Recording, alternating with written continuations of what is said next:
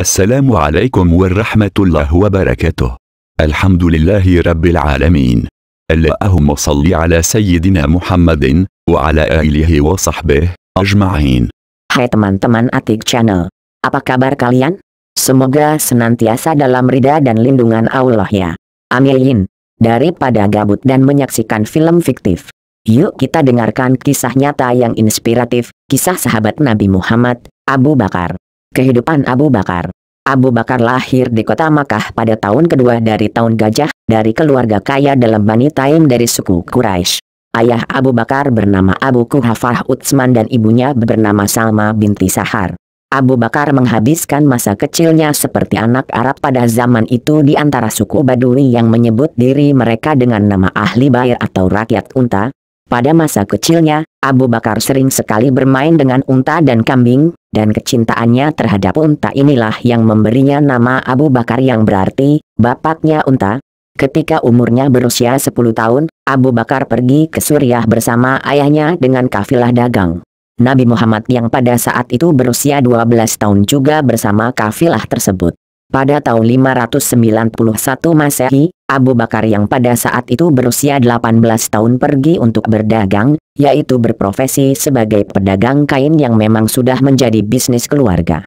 Dalam tahun-tahun mendatang Abu Bakar sering sekali bepergian dengan kafilahnya. Perjalanan bisnis membawanya ke Yaman, Suriah dan beberapa tempat lainnya. Perjalanan bisnis inilah yang membuatnya semakin kaya dan semakin berpengalaman dalam berdagang. Bisnisnya semakin berkembang, hal ini mempengaruhi status sosial Abu Bakar. Meskipun ayahnya Abu Quhafah Utsman masih hidup, Abu Bakar diakui sebagai kepala sukunya. Seperti anak-anak lain dari keluarga pedagang Makkah yang kaya, Abu Bakar adalah orang terpelajar, bisa menulis dan membaca, dan dia menyukai puisi. Abu Bakar biasanya menghadiri pameran tahunan di UKAS dan dia ikut berpartisipasi dalam simposium puitis. Ia memiliki ingatan yang bagus dan pemahaman yang baik mengenai silsilah atau asal-usul suku-suku Arab, sejarah dan juga politik mereka. Sebuah cerita ketika Abu Bakar masih kecil, ayahnya membawanya ke Ka'bah, dan meminta Abu Bakar berdoa kepada berhala. Setelah itu ayahnya pergi untuk mengurus urusan bisnis lainnya, meninggalkan Abu Bakar sendirian dengan berhala-berhala tersebut. Abu Bakar lalu berdoa kepada berhala, "Ya Tuhanku, aku sedang membutuhkan pakaian, berikanlah kepadaku pakaian."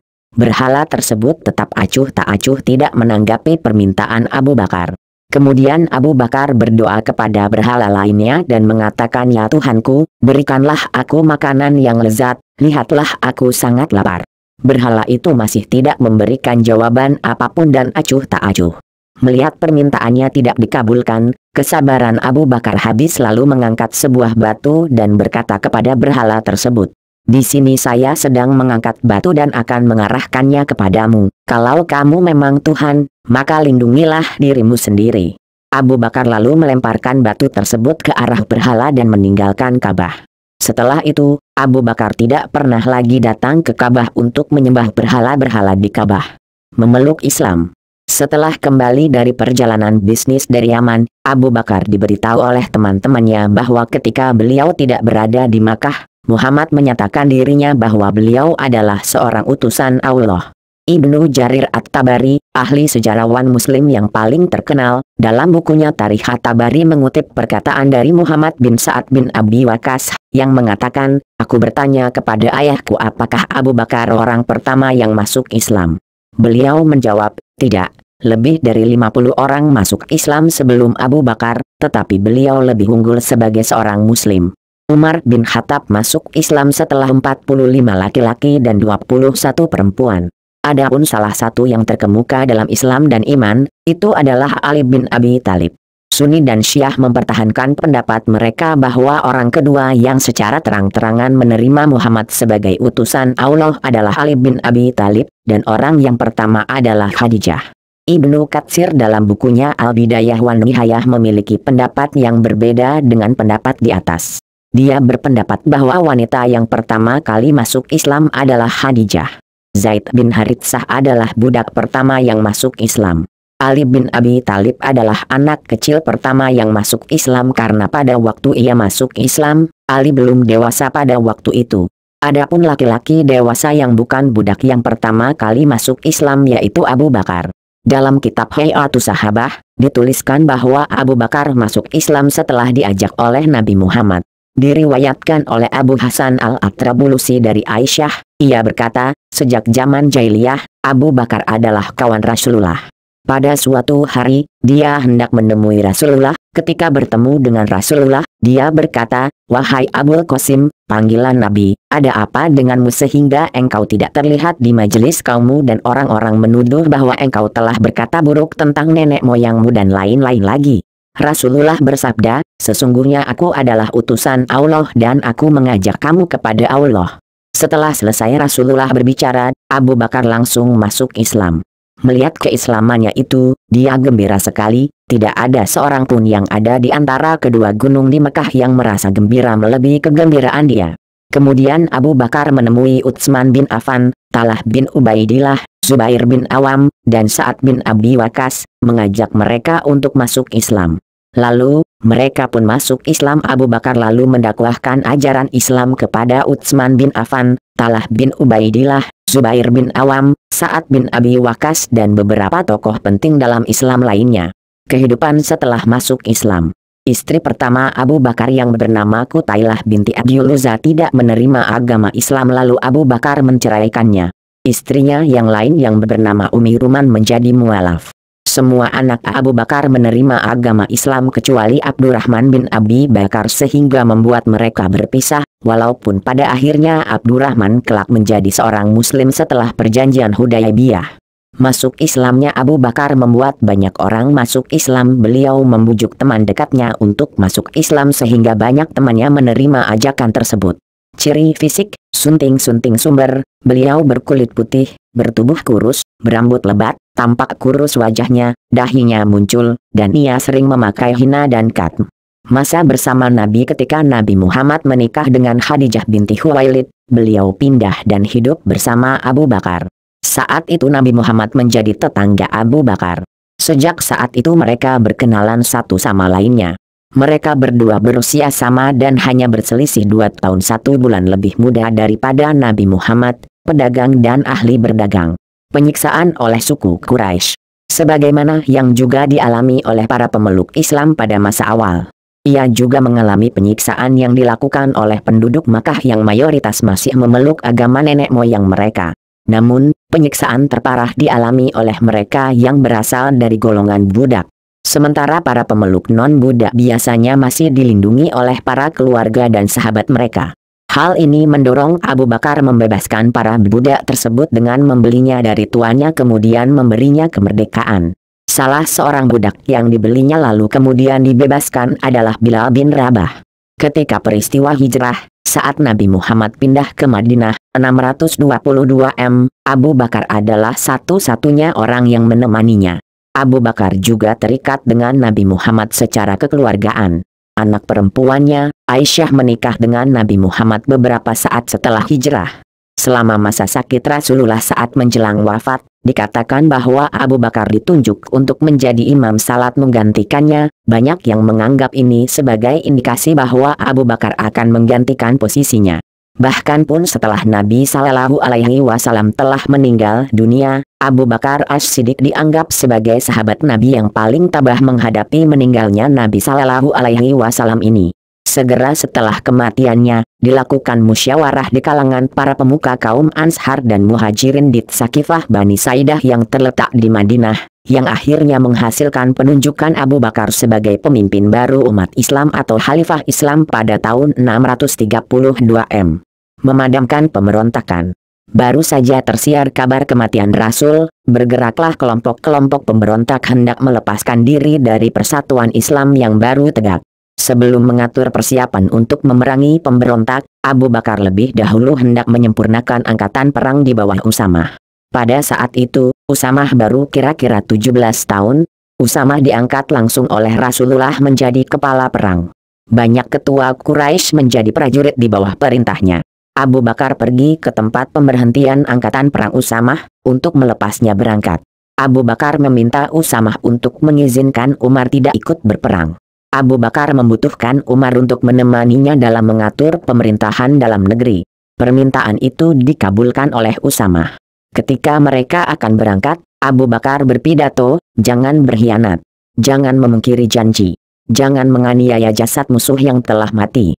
Jangan membunuh anak-anak, orang tua dan perempuan. Jangan memotong batang kurma. Jangan membakar dan jangan menumbangkan kayu-kayuan yang berbuah. Jangan menyembelih kambing, sapi dan unta, kecuali sekadar untuk dimakan. Kalau kamu bertemu dengan suatu kaum yang telah menyisihkan dirinya dalam gereja-gereja, hendaklah dibiarkan saja. Kalau diberi makanan oleh orang lain, hendaklah membaca nama Allah ketika memakannya. Hai Usamah, berbuatlah dengan apa yang diperintahkan Rasulullah kepadamu di negeri Kudaah, jangan engkau lalaikan sedikit pun perintah Rasulullah." Setelah itu Abu Bakar melepaskan tentara itu di Jurf, lalu ia kembali ke Madinah. Usamah berangkat dan mengepung negeri Kudaah.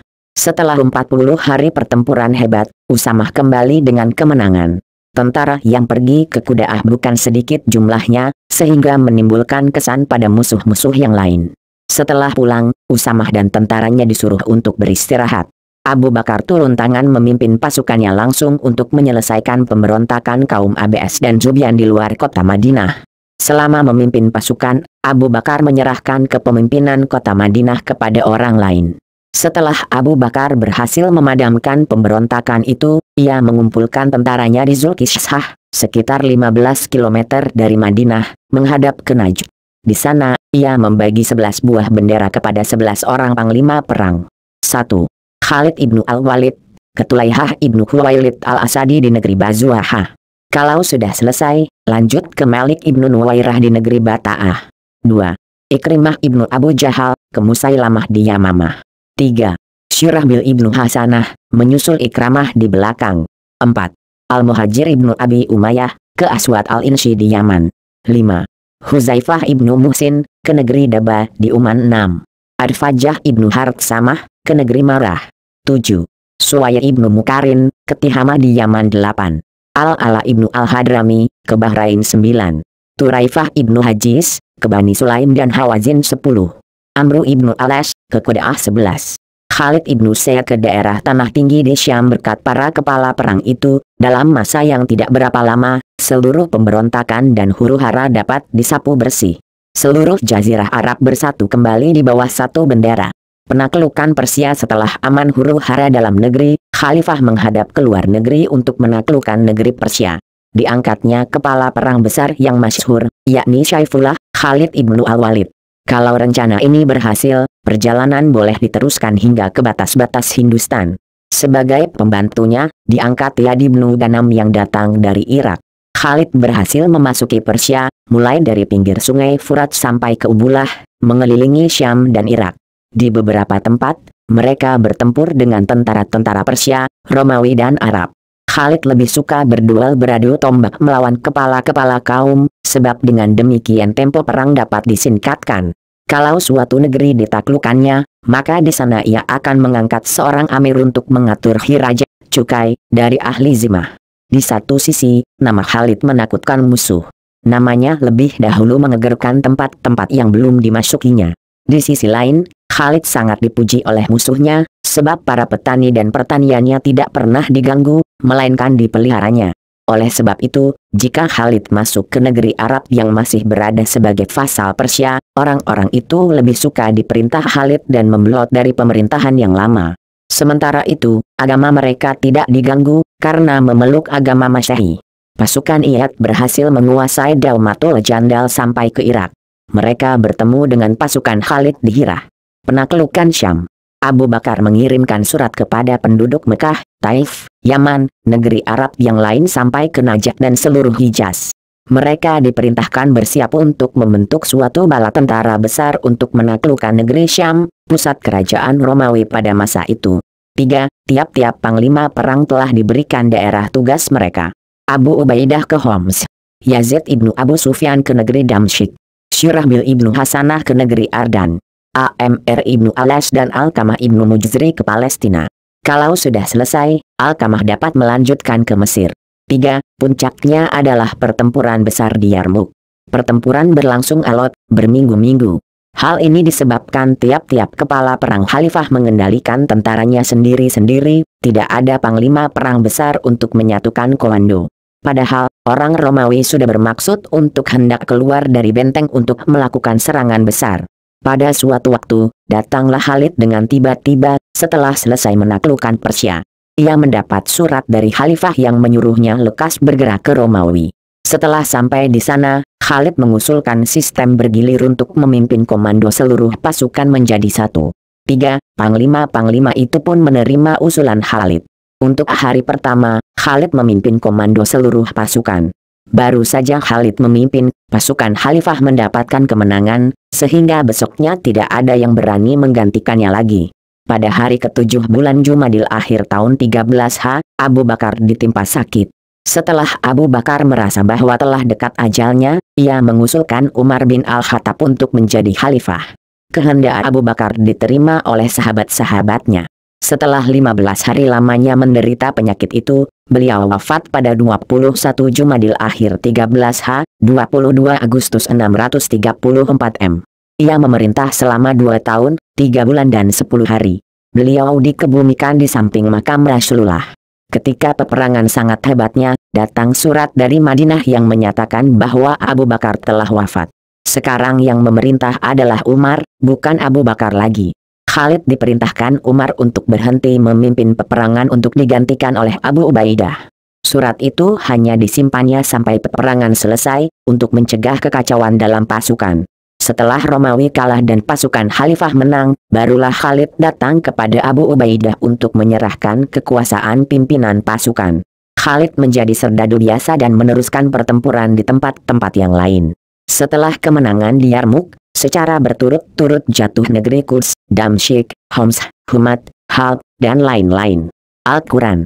Abu Bakar juga berperan dalam pelestarian teks-teks tertulis Al-Quran.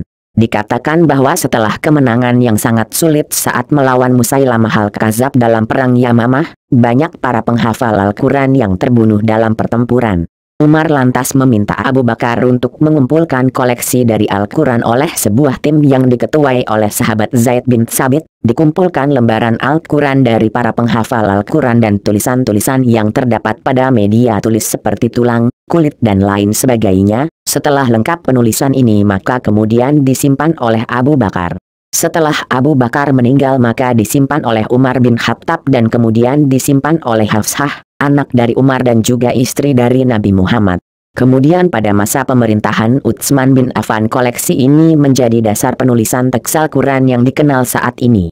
Kematian Abu Bakar meninggal pada tanggal 23 Agustus 634 di kota Madinah karena sakit yang dideritanya pada usia 60-61 tahun. Abu Bakar dimakamkan di rumah putrinya Aisyah, di samping makam Nabi Muhammad.